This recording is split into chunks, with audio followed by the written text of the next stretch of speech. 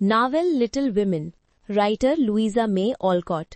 उन्वान नताइज। Chapter 30। Mrs Chester का मेला इतना नफीस और इंतखाबी था कि महल्ले की नौजवान लड़कियों के लिए ये बहुत बड़ा एजाज समझा जाता था कि उन्हें एक मेज संभालने की दावत दी जाए, और सभी इस मामले में खासी दिलचस्पी रखती थीं। एमी को दावत मिली मगर जो को नहीं, जो कि सबके लिए खुशकिस्मती की बात थी, क्योंकि उस जमाने में जो के तेवर कुछ ज्यादा ही बिगड़े हुए थे और उसे सीधा चलना सिखाने के लिए जिंदगी को कई सख्त धक्के देने पड़े। गुरूर भरी बेदिलचस्पी पैदा करने वाली लड़की को बिल्कुल अलग रखा गया, लेकिन एमी की सलाहियत और सलीके की तारीफ की गई और उसे 8 टेबल संभालने की पेशकश की गई। एमी ने बड़ी मेहनत की कि मेज के लिए मौजू और कीमती चीजें तैयार करे और जमा करे। सब कुछ ठीक चल रहा था, यहाँ तक कि मेले से एक दिन पहले एक छोटा सा झगड़ा हो गया। ऐसे झगड़े जिनसे बचना तकरीबन नामुमकिन होता है, जब 25 के करीब खवातीन, बूढ़ी और जवान, अपनी अपनी अना और तासुबात लिए एक साथ काम करने की कोशिश करती हैं। मे चेस्टर को एमी से थोड़ी सी जलन थी, क्योंकि एमी उससे ज्यादा मकबूल थी, और इन्हीं दिनों में कई छोटी छोटी बातों ने ये एहसास और बढ़ा दिया। एमी के नफीस कलमी और स्याही वाले काम ने मे के रंगीन गुलदानों को बिल्कुल पीछे छोड़ दिया। ये पहली चुभन थी। फिर मशहूर और मकबूल टेडोर ने पिछली महफिल में एमी के साथ 4 मरतबा रक्स किया और मे के साथ सिर्फ एक बार। ये दूसरी चुभन थी। मगर असल दुख जो मे के दिल में कांटे की तरह चुभ रहा था और उसकी अनफ्रेंडली रविश का बहाना बना, वो एक अफवाह थी जो किसी खुश गपशप करने वाले ने उसके कान में डाली थी कि मार्च बहनों ने लैम्ब के यहाँ उसका मजाक उड़ाया था। इसका सारा इल्जाम जो पर आना चाहिए था, क्योंकि उसकी शरारती नकल इतनी सच्ची लगी थी कि कोई पहचानने से चूक नहीं सकता था, और शरारती लैम्ब खानदान ने भी ये मजाक सबको सुनने दिया था। लेकिन ये बात कभी मुजरिमों तक ना पहुंची थी। चुनाचे जरा सोचिए, एमी को कितनी हैरानी और परेशानी हुई होगी जब मेले से एक शाम पहले, जब वो अपनी मेज को आखिरी खूबसूरत छोटी छोटी चीजों से सजा रही थी, मिसेस चेस्टर में, जो अपनी बेटी का मजाक उड़ाए जाने पर नाराज थी, एक खुश अखलाक मगर सर्द लहजे में कहा, देखो बेटी, मुझे मालूम हुआ है कि चंद लड़कियां इस बात पर नागवारी महसूस कर रही है कि ये मेज मेरी बेटियों के बजाय किसी और को दी गई है, चूंकि ये सबसे नुमाया और बाज लोगों के ख्याल में सबसे दिलकश मेज है और मेरी बेटियां ही मेले की असल मुंतजिम है, इसलिए मुनासिब यही समझा गया है कि ये जगह उन्हें दे दी जाए। मुझे अफसोस है, मगर मैं जानती हूँ कि तुम इस मकसद में इतनी सच्ची दिलचस्पी रखती हो कि जाती मायूसी को दिल पर नहीं लोगी। अगर तुम चाहो तो तुम्हें कोई और मेज दे दी जाएगी। मिसेस चेस्टर ने पहले सोचा था कि ये मुख्तसर सी बात कहना आसान होगा, मगर वक्त आया तो एमी के साफ गो हैरान आंखों में देखकर ये बात कुदरती अंदाज में अदा करना मुश्किल हो गया। एमी ने महसूस किया कि इसके पीछे कोई बात है, मगर समझ न सकी क्या,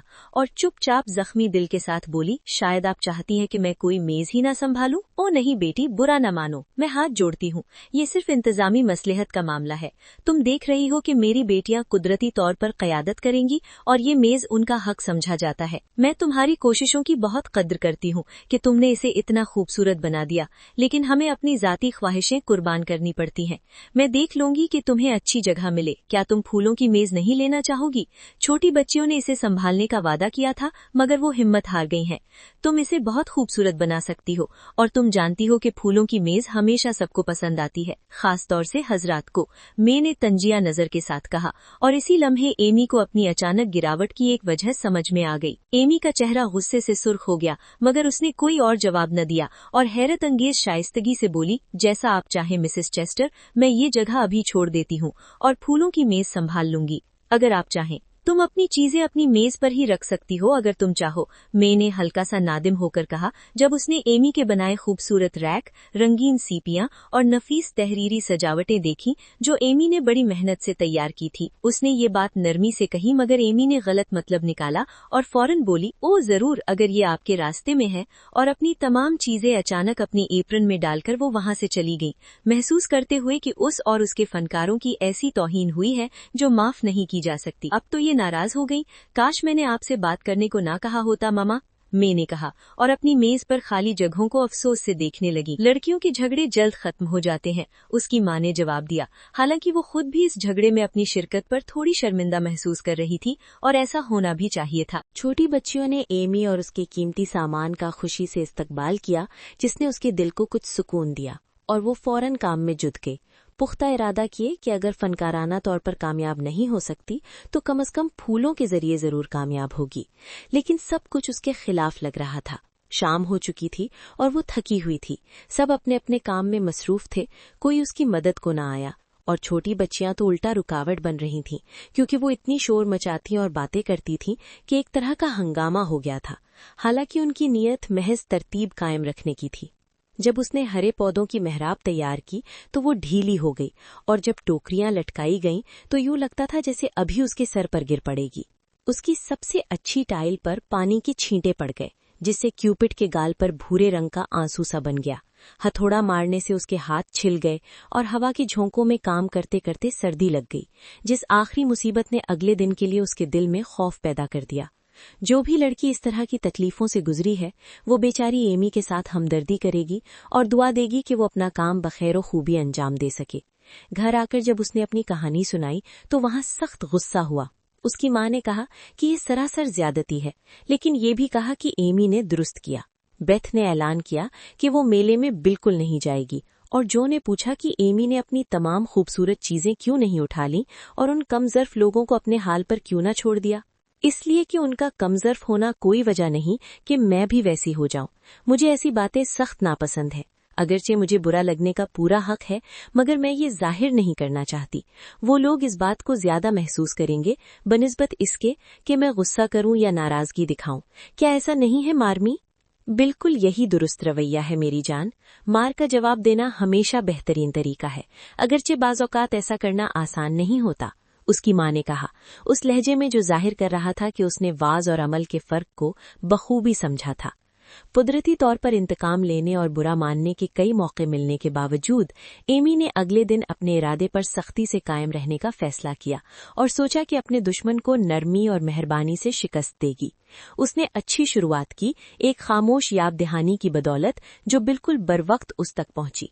सुबह जब वो अपनी मेज सजा रही थी और छोटी बच्चियां दूसरे कमरे में टोकरियां भर रही थीं, उसने अपनी पसंदीदा तख्लीक उठाई, एक छोटी सी किताब जिसका कदीम सरवरक उसके वालिद को अपने कीमती सामान में से मिला था और जिसके वर्कों पर एमी ने निहायत खूबसूरती से मुख्तलिफ इक्तिबासात लिखे और रोशन किए थे।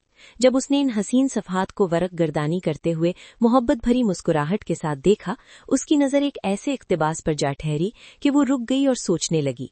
सुर्ख, नीले और सुनहरी रंग के खूबसूरत नक्शो नगार में, जिनके दरमियान छोटे छोटे नेक रूहें एक दूसरे को कांटों और फूलों में ऊपर नीचे मदद दे रही थीं, ये अल्फाज दर्ज थे। अपने पड़ोसी से वैसा ही प्यार करो जैसा अपने आप से करते हो। मुझे करना चाहिए लेकिन मैं करती नहीं, एमी ने सोचा, और उसकी निगाह बड़ी गुलदानों के पीछे बैठी मे के उदास चेहरे पर जा ठहरी, जिनसे वो खाली जगहें छुप ना सकीं जो पहले एमी के फनकारों से भरी थीं। एमी कुछ देर वहीं खड़ी रही और किताब के वरक पलटती रही, जिनमें हर सफ़े पर ऐसी नसीहत थी जो दिल के बुग़्ज़ और तंगदिली को मिटाने के लिए काफ़ी थी। रोजाना हमें स्कूल, घर, दफ्तर या गली में ऐसे बेशुमार छोटे छोटे वाज सुनने को मिलते हैं। यहाँ तक कि मेले की एक मेज भी मिंबर बन सकती है अगर वो ऐसे कलिमात पेश करे जो हमेशा फायदेमंद और बरमौका हों। एमी के ज़मीर ने उसी वक्त उसे एक छोटा सा वाज सुनाया और उसने वो किया जो हम में से अक्सर नहीं करते। उस वाज को दिल में उतारा और फौरन अमल में ले आई। लड़कियों का एक गुरूह मे की मेज के गिर्द खड़ा था, उसकी खूबसूरत चीजों को देख रहा था और दुकानदार लड़कियों की तब्दीली पर बातें कर रही थीं। वो आहिस्ता आहिस्ता बात कर रही थीं, मगर एमी को पता चल गया कि वो उसी के बारे में बात कर रही हैं, एक ही तरफ की कहानी सुनकर अपनी राय कायम कर रही हैं। ये खुशगवार नहीं था, लेकिन उस पर एक बेहतर रूह गालिब आ चुकी थी और जल्द ही उसे मौका मिला कि वो ये बात साबित करे। उसने मे को गमगीन लहजे में कहते सुना, ये वाकई अफसोस की बात है, अब दूसरी चीजें बनाने का वक्त नहीं और मैं अपनी मेज पर बेतरतीबी से कोई चीज नहीं रखना चाहती। मेज अभी मुकम्मल हुई थी और अब बर्बाद हो गई है। मुझे लगता है अगर तुम उससे कहो तो वो चीजें वापस रख देगी, किसी ने मशवरा दिया। इतने शोर शराबे के बाद मैं कैसे कह सकती हूँ? मे ने कहना ही शुरू किया था कि सामने से एमी की खुशगवार आवाज आई, तुम ले सकती हो और खुशी से ले लो, बिना मांगे भी। मैं तो अभी सोच ही रही थी कि वापस रख दूं, क्योंकि वो तुम्हारी मेज की ज्यादा लगती हैं बनिस्बत इसके कि मेरी मेज के। ये लो, मेहरबानी करके रख लो और माफ करना अगर मैंने जल्दबाजी में कल रात उठा ली थी। ये कहकर एमी ने अपना हिस्सा वापस दिया, एक हल्की सी मुस्कुराहट और इशारा करते हुए फौरन पलट गई, सोचते हुए कि अच्छा काम करना आसान है लेकिन रुककर शुक्रिया सुनना मुश्किल है। अब ये वाकई उसकी खूबसूरती है, तुम्हें नहीं लगता? एक लड़की ने कहा। मे का जवाब सुनाई नहीं दिया, लेकिन एक और लड़की जिसका मिजाज शायद लेमनेड बनाने से कुछ तल्ख हो गया था, नाखुशगवार हंसी हंसकर बोली, बहुत ही खूबसूरती, क्योंकि उसे मालूम था कि अपनी मेज पर वो चीजें बिकने वाली नहीं। ये बात कुछ तल्ख थी। हम जब छोटी कुर्बानी देते हैं तो चाहते हैं कि उसकी कद्र की जाए। लम्हे भर के लिए एमी को अफसोस हुआ कि उसने ऐसा किया। उसे लगा नेकी का बदला हमेशा नहीं मिलता, लेकिन जल्द ही उसे एहसास हुआ कि नेकी हकीकत में अपना सिला खुद है, क्योंकि उसका हौसला बढ़ने लगा और उसकी मेज उसकी महारत के सबब खिलने लगी। लड़कियां बहुत मेहरबान हो गईं और ये एक छोटा सा अमल जैसे कमरे की फिजा को खुशगवार बना गया। ये दिन एमी के लिए बहुत तवील और मुश्किल था। वो सारा दिन अपनी मेज के पीछे बैठी रही, अक्सर बिल्कुल अकेली, क्योंकि छोटी बच्चियां जल्दी भाग गई। गर्मियों में फूल खरीदने वाले कम होते हैं और उसके गुलदस्ते शाम तक मुरझाने लगे। 8 टेबल पूरे कमरे में सबसे ज्यादा दिलकश था। वहां दिन भर रश रहा और वहां काम करने वाले लड़के लड़कियां बड़े वकार के साथ पैसे के डिब्बे खनखनाते इधर उधर भागते रहे। एमी बार बार हसरत से वहां देखती, चाहती कि वो वहीं हो जहां वो खुश रहती, बजाय इस कोने में अकेले बैठने के। कुछ लोगों को ये कोई बड़ी बात न लगती, लेकिन एक नाजुक और शोख लड़की के लिए ये न सिर्फ बोरियत थी बल्कि सब्र आजमा आजमाइश थी, और लॉरी और उसके दोस्तों का ख्याल उसके लिए एक तरह की कुर्बानी बन गया। वो रात को ही घर गई और इतनी जर्द और खामोश दिखाई दी कि सबने समझ लिया दिन उस पर बहुत भारी गुजरा है। हालांकि उसने कोई शिकायत नहीं की और ना ही बताया कि उसने क्या किया। माँ ने उसे खास मोहब्बत से चाय का एक मजेदार कप दिया, बेथ ने उसका लिबास दुरुस्त किया और बालों के लिए खूबसूरत सा हार बनाया, जबकि जो ने सबको हैरान कर दिया कि वो गैर मामूली एहतमाम से तैयार हुई और पुरस्रार अंदाज में कहा कि अब बाजी पलटने वाली है। जो, खुदारा कोई बदतमीजी न करना, मैं किसी किस्म का तमाशा नहीं चाहती, सब जाने दो और तुम भी ठीक तरह से रहना।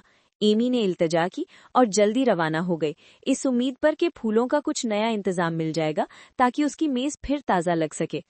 मेरा इरादा है कि मैं सबके लिए हद दर्जे खुश अखलाक बन जाऊं ताकि वो ज्यादा देर तुम्हारे कोने में रहें। टेडी और उसके दोस्त भी मदद करेंगे और हम एक शानदार वक्त गुजारेंगे, जो ने कहा और दरवाजे के करीब खड़ी होकर लॉरी का इंतजार करने लगी। कुछ देर बाद उसके कदमों की मानूस चाप सुनाई दी और जो उससे मिलने बाहर दौड़ गई। क्या ये मेरा लड़का है? जितना ये मेरी लड़की है, लॉरी ने उसका हाथ अपने बाजू के नीचे रखते हुए कहा, गोया उसकी हर ख्वाहिश पूरी हो गई हो। ओ टेडी, आज तो कमाल हो गया। और जो ने एआमी की शिकायत बहनों वाली जोश से बयान की। हमारे कई लड़के आ रहे हैं और मैं कसम खाकर कहता हूँ कि उनसे हर फूल खरीदवाकर उसकी मेज के सामने बिठाऊंगा, लॉरी ने जोश से कहा। एमी कहती है फूल अच्छे नहीं हैं और ताज़ा फूल शायद वक्त पर ना आए। मुझे शक करने की आदत नहीं, लेकिन मुझे हैरत नहीं होगी अगर वो आए ही ना हो। जब कोई एक बुरी हरकत करता है तो अक्सर दूसरी भी करता है, जो ने नागवारी से कहा। हेज ने तुम्हें हमारे बाग के सबसे अच्छे फूल नहीं दिए, मैंने उसे कहा था। मुझे मालूम नहीं था, शायद वो भूल गया। तुम्हारे दादा की तबीयत खराब थी, इसलिए मैंने पूछना मुनासिब न समझा, हालांकि मेरा दिल चाह रहा था। जो, तुम्हें लगता है पूछने की जरूरत थी? वो तुम्हारे हैं जितना मेरे। क्या हम हमेशा सब कुछ आधा आधा नहीं बांटते? लॉरी ने उस लहजे में कहा जो को हमेशा चिड़चिड़ा कर देता। अल्लाह ना करे तुम्हारी आधी चीजें मुझे बिल्कुल न भाएं, लेकिन हमें यहाँ खड़े बातें नहीं करनी। मुझे एमी की मदद करनी है। तुम जरा तैयार हो जाओ और अगर तुम हेज से कह दो कि चंद अच्छे फूल हॉल में भेज दे तो मैं तुम्हारी शुक्रगुजार रहूंगी।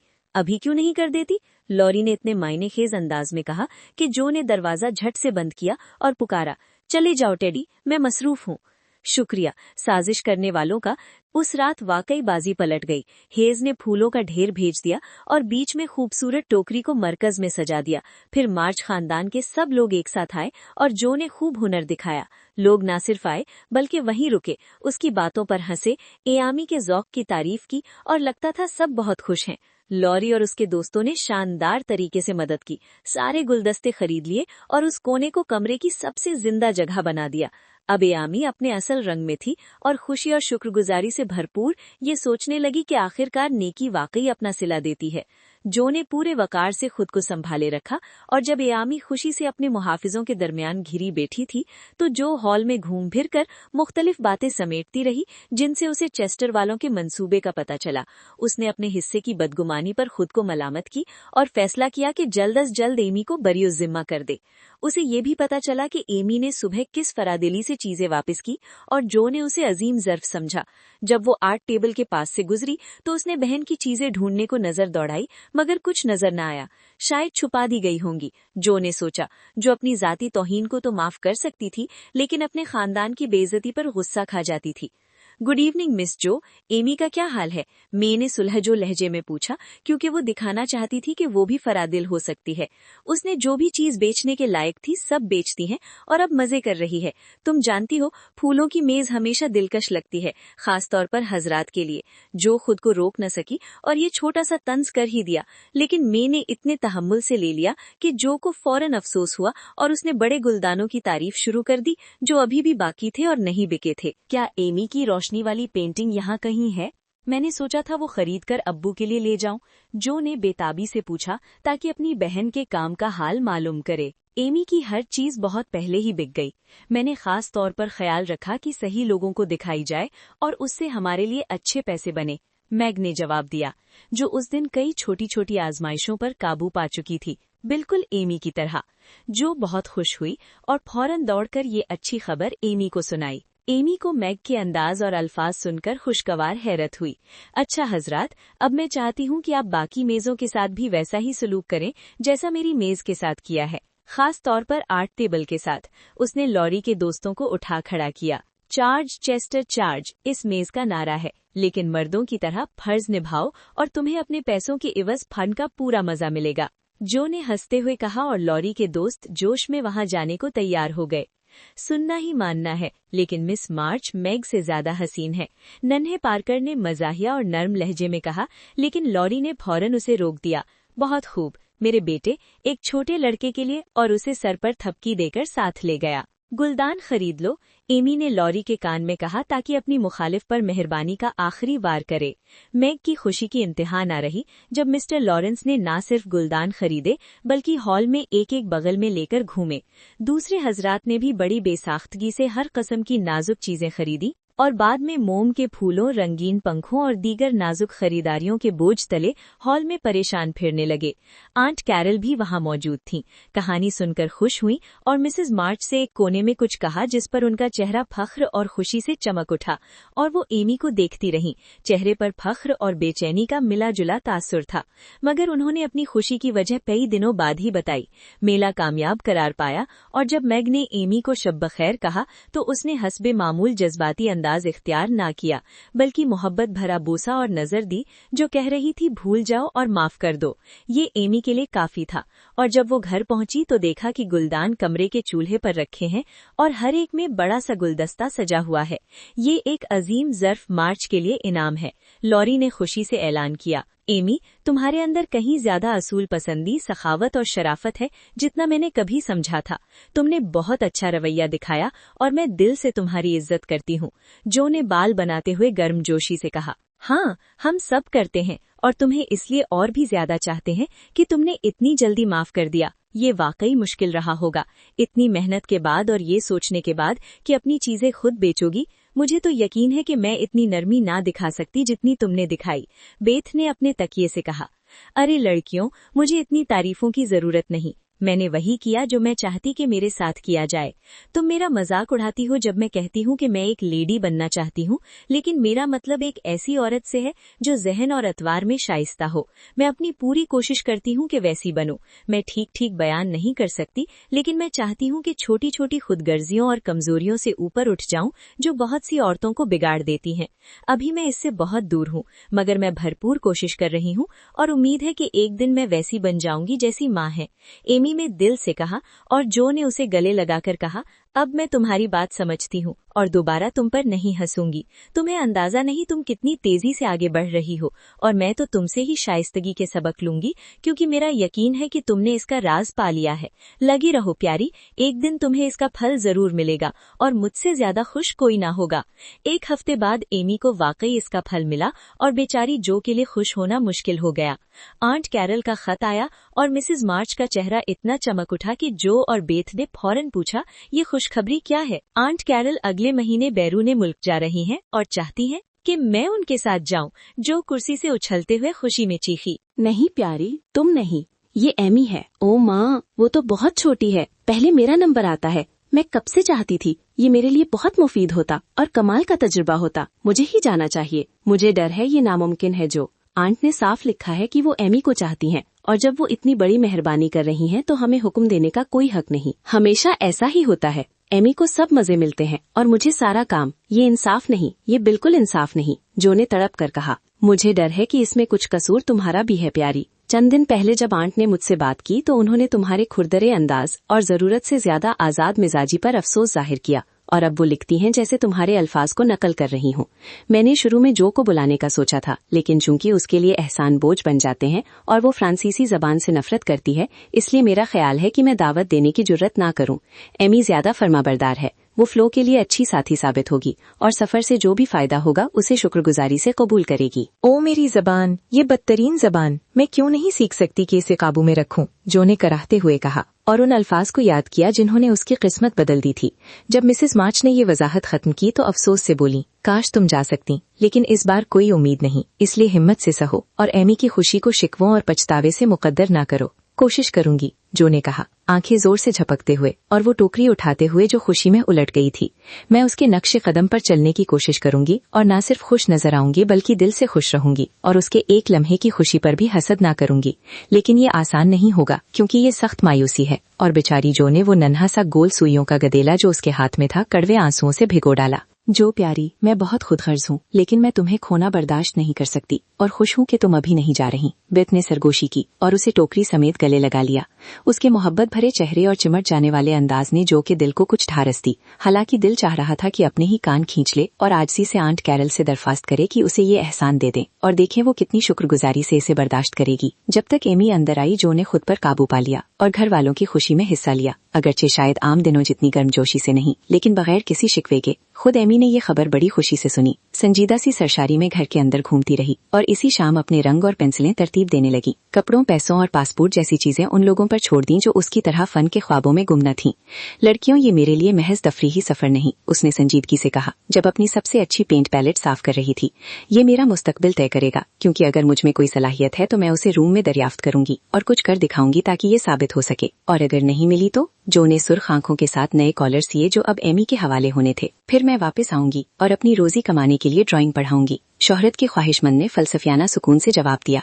लेकिन ये कहते हुए उसने चेहरा बनाया और पैलेट पर जोर जोर से रगड़ने लगी, जैसे अपनी उम्मीदें छोड़ने से पहले आखिरी कोशिश कर रही हो। जो ने ठंडी सांस ली। तुम जो चाहती हो वो मिलता है और मुझे कभी नहीं। क्या तुम जाना चाहती हो? एमी ने सोचते हुए अपनी नाक पर चाकू से हल्की सी चिपत लगाई। बहुत ज्यादा। अच्छा, 1-2 साल में मैं तुम्हें बुला लूंगी। फिर हम फोरम में आसारे कदीमा खोदेंगे और वो सब मंसूबे पूरे करेंगे जो हमने इतनी बार बनाए हैं। शुक्रिया। जब वो खुशी का दिन आएगा, अगर कभी आया, तो मैं तुम्हें तुम्हारा वादा याद दिला दूंगी, जो ने कहा और इस मुबहम लेकिन शानदार पेशकश को जितना हो सका शुक्रगुजारी से कबूल किया। तैयारी के लिए ज्यादा वक्त नहीं था और घर में खलबली मची रही, यहाँ तक कि एमी रवाना हो गई। जो ने हिम्मत रखी जब तक नीले रिबन की आखिरी झलक गायब न हुई। फिर वो अपनी पनाहगाह अटारी में चली गई और इतना रोई कि मजीद रोने की सख्त न रही। एमी ने भी मजबूती दिखाई जब तक जहाज न चला, लेकिन जैसे ही पुल हटने लगा, अचानक उसे एहसास हुआ कि एक समुद्र उसके और उसके चाहने वालों के बीच आने वाला है। वो आखिरी लम्हे तक रुके रहने वाले लारी से लिपट गई और सिसकियों में बोली, इनका ख्याल रखना, और अगर कुछ हो जाए तो? मैं रखूंगा प्यारी, जरूर रखूंगा, और अगर कुछ हुआ तो मैं तुम्हें ढारस देने आऊंगा, लारी ने आहिस्ता से कहा, ये सोचे बगैर कि उसे वाकई अपना वादा पूरा करना पड़ेगा।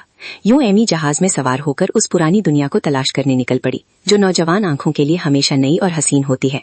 और उसका बाप और दोस्त साहिल से उसे देखते रहे, दिल ही दिल में दुआ करते कि खुशदिल लड़की पर हमेशा मेहरबान किस्मत ही नाजिल हो, जो हाथ हिलाती रही यहाँ तक कि वो नजर न आई और बस समुद्र पर चमकती धूप बाकी रह गई। नहीं प्यारी, तुम नहीं, ये एमी है। ओ माँ, वो तो बहुत छोटी है, पहले मेरा नंबर आता है। मैं कब से चाहती थी, ये मेरे लिए बहुत मुफीद होता और कमाल का तजर्बा होता। मुझे ही जाना चाहिए, मुझे डर है ये नामुमकिन है। जो आंट ने साफ लिखा है कि वो एमी को चाहती हैं और जब वो इतनी बड़ी मेहरबानी कर रही हैं तो हमें हुक्म देने का कोई हक नहीं। हमेशा ऐसा ही होता है। एमी को सब मजे मिलते हैं और मुझे सारा काम। ये इंसाफ नहीं, ये बिल्कुल इंसाफ नहीं। जो ने तलब कर कहा, मुझे डर है कि इसमें कुछ कसूर तुम्हारा भी है प्यारी। चंद दिन पहले जब आंट ने मुझसे बात की तो उन्होंने तुम्हारे का हरदर्रे अंदाज और ज़रूरत से ज्यादा आज़ाद मिजाजी पर अफसोस जाहिर किया, और अब वो लिखती हैं जैसे तुम्हारे अल्फाज को नकल कर रही हो। मैंने शुरू में जो को बुलाने का सोचा था, लेकिन चूंकि इसके लिए एहसान बोझ बन जाते हैं और वो फ्रांसीसी जुबान से नफरत करती है, इसलिए मेरा ख्याल है कि मैं दावत देने की जुर्रत न करूं। एमी ज्यादा फर्माबरदार है, वो फलों के लिए अच्छी साथी साबित होगी और सफ़र से जो भी फ़ायदा होगा इसे शुक्रगुजारी से कबूल करेगी। ओ मेरी जुबान, ये बदतरीन जुबान, मैं क्यों नहीं सीख सकती कि इसे काबू में रखूं? जो ने कराहते हुए कहा और उन अल्फाज को याद किया जिन्होंने इसकी किस्मत बदल दी थी। जब मिसेस मार्च ने यह वजाहत ख़त्म की तो अफसोस से बोले, काश तुम जा सकती, लेकिन इस बार कोई उम्मीद नहीं, इसलिए हिम्मत से सहव और एमी की खुशी को शकवह और पछतावे से मुकद्दर न करो। कोशिश करूंगी। और जो ने कहा, आंखें जोर से झपकते हुए, और वो टोकरी अलिफाटेती हुए जो खुशी में अलिफाल्ट गई थी। मैं इसके नक्श कदम पर चलने की कोशिश करूंगी और न सिर्फ खुश नजर आऊंगी बल्कि दिल से खुश रहूंगी और उसके एक लम्हे की खुशी पर भी हसद न करूंगी। लेकिन ये आसान नहीं होगा क्योंकि ये सख्त मायूसी है। और बेचारी जो ने वो नन्हा सा गोल सुइयों का गिदियल्ला जो उसके हाथ में था कड़वे आंसुओं से भिगो डाला। जो प्यारी, मैं बहुत खुदगरज हूं, लेकिन मैं तुम्हें खोना बर्दाश्त नहीं कर सकती और खुश हूं कि तुम अभी नहीं जा रहे। बैथ ने सरगोशी की और इसे टोकरी समेत गिले लगा लिया। इसके मोहब्बत भरे चेहरे और चिमट जाने वाले अंदाज ने जो कि दिल को कुछ ढारस दी। हालांकि दिल चाह रहा था कि अपने ही कान खींच ले और आजिज़ी से आंट कैरल से दरख्वास्त करे कि इसे ये एहसान दे दें और देखें वो कितनी शुक्रगुजारी से इसे बर्दाश्त करेगी। जब तक एमी अंदर आई, जो ने खुद पर काबू पा लिया और घर वालों की खुशी में हिस्सा लिया, अगरचे शायद आम दिनों जितनी गर्मजोशी से नहीं, लेकिन बगैर किसी शिकवे के।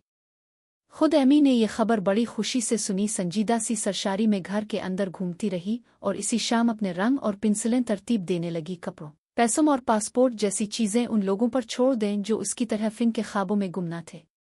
लड़कियों, ये मेरे लिए महज तफरीही सफ़र नहीं, इसने संजीदगी से कहा जब अपनी सबसे अच्छी पेंट पैलेट साफ कर रही थी। ये मेरा मुस्तकबिल तय करेगा, क्योंकि अगर मुझ में कोई सलाहियत है तो मैं इसे रो में दरियाफ्त करूंगी और कुछ कर दिखाऊंगी ताकि ये साबित हो सके। और अगर नहीं मिली तो, जो ने सुर्ख आंखों के साथ नए कॉलर सिए जो अब एमी के हवाले होने थे। फिर मैं वापस आऊंगी और अपनी रोजी कमाने के लिए ड्राइंग पढ़ाऊंगी, शोहरत की ख्वाहिशमंद ने फलसफियाना सुकून से जवाब दिया। लेकिन ये कहते हुए इसने चेहरा बनाया और पैलेट पर जोर जोर से रगड़ने लगी, जैसे अपनी अलिफाम छोड़ने से पहले आखिरी कोशिश कर रही हो। नहीं, तुम ऐसा नहीं करोगी। तुम्हें मेहनत से नफरत है और तुम किसी अमीर आदमी से शादी करोगी और बाकी जिंदगी ऐश में गुजारोगी। जो ने कहा, तुम्हारी पेशगोइयां कभी कभी पूरी हो जाती हैं, लेकिन मैं नहीं समझती ये पूरी होगी। मैं तो चाहती हूँ हो जाए, क्योंकि अगर मैं खुद फनकार ना बन सकी तो मैं उनकी मदद करना चाहूंगी जो फनकार है। एमी ने मुस्करा कर कहा, जैसे सखावतमंद खातून का किरदार इस पर एक गरीब मुसव्विरा के मुकाबले में ज्यादा जचता हो। आवे, जो ने ठंडी सांस ली। तुम जो चाहती हो वो मिलता है और मुझे कभी नहीं। क्या तुम जाना चाहती हो? एमी ने सोचते हुए अपनी नाक पर चाकू से हल्की सी चपत लगाई। बहुत ज्यादा। अच्छा, 1-2 साल में मैं तुम्हें बाला लूंगी, फिर हम फोरम में ईसान कदीमा खोदेंगे और वो सब मंसूबे पूरे करेंगे जो हमने इतनी बार बनाए हैं। शुक्रिया। जब वो खुशी का दिन आएगा, अगर कभी आया, तो मैं तुम्हें तुम्हारा वदा याद दिला दूंगी, जो ने कहा और इस मुबहम लेकिन शानदार पेशकश को जितना हो सका शुक्रगुजारी से कबूल किया। तैयारी के लिए ज्यादा वक्त नहीं था और घर में खलबली मची रही, यहाँ तक कि एमी रवाना हो गई। जो ने हिम्मत रखी जब तक नीले रिबन की आखिरी झलक गायब ना हुई। फिर वो अपनी पनाहगाह अटारी में चली गई और इतना रोई कि मजीद रोने की सकत ना रही। एमी ने भी मजबूती दिखाई जब तक जहाज ना चला, लेकिन जैसे ही पिल हटने लगा, अचानक इसे एहसास हुआ कि एक समंदर उसके और उसके चाहने वालों के बीच आने वाला है। वो आखिरी लम्हे तक रुके रहने वाले लारी से लिपट गई और सिसकियों में बोली, उनका ख्याल रखना, और अगर कुछ हो जाए तो। मैं रखूंगा प्यारी, जरूर रखूंगा, और अगर कुछ हुआ तो मैं तुम्हें धारस देने आऊंगा, लारी ने आहिस्ता से कहा, ये सोचे बगैर कि इसे वाकई अपना वदा पूरा करना पड़ेगा। यूं एमी जहाज में सवार होकर इस पुरानी दुनिया को तलाश करने निकल पड़ी जो नौजवान आंखों के लिए हमेशा नई और हुसैन होती है, और उसका बाप और दोस्त साहिल से इसे देखते रहे, दिल ही दिल में दुआ करते कि खुश दिल लड़की पर हमेशा मेहरबान किस्मत ही नाजिल हो, जो हाथ हिलाती रही यहाँ तक कि वो नजर न आई और बस समंदर पर चमकती धूप बाकी रह गई। Think you for your attention.